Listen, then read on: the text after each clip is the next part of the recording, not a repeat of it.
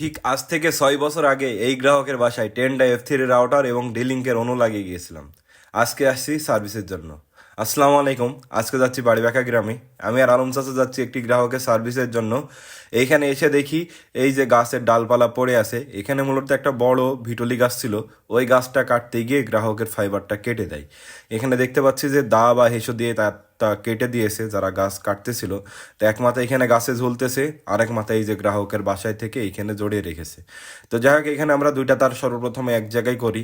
এক জায়গা করার পর এখানে আমরা জয়েন্ট দিব। তো টিজে বক্স আনা হয়নি, চাচার কাছেও টিজে বক্স নাই।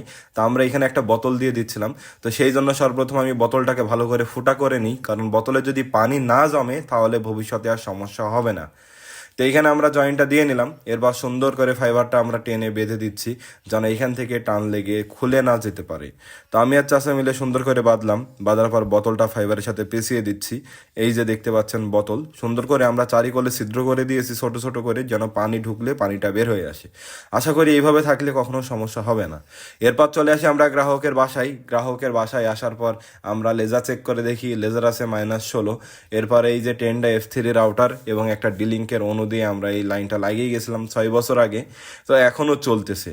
তো আমরা স্পিড চেক করে দেখি, ওভি ওয়াইফাই স্পিডে এখানে 30 Mbps পর্যন্ত ডাউনলোড স্পিড আসছিল এবং আপলোড স্পিড আসছিল 35 Mbps পর্যন্ত। এরপর আমরা আবার fast.com-এ চেক করি, ওইখানে মাত্র 25 Mbps পর্যন্ত উঠতেছিল। এরপর আমরা গুগল ফাইবার স্পিডে চেক করি, সেখানেও আমরা 30 Mbps পর্যন্ত ডাউনলোড স্পিড পাচ্ছিলাম এবং আপলোড স্পিডও পাচ্ছিলাম এখানে 35 Mbps পর্যন্ত।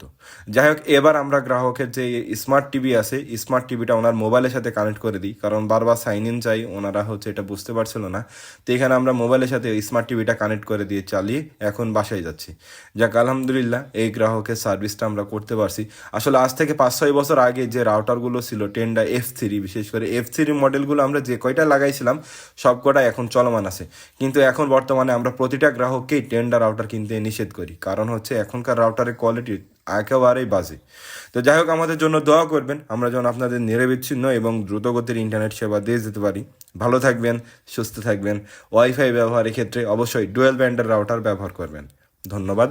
আসসালামু আলাইকুম।